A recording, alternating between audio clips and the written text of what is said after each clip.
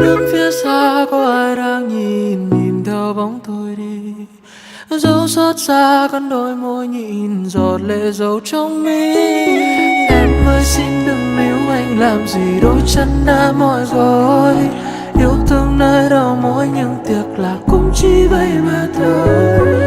Em ơi xin đừng bám theo anh, đừng biến anh thành con mồi. Đôi khi thương nhớ trăm năm không bằng một phút ăn cơm.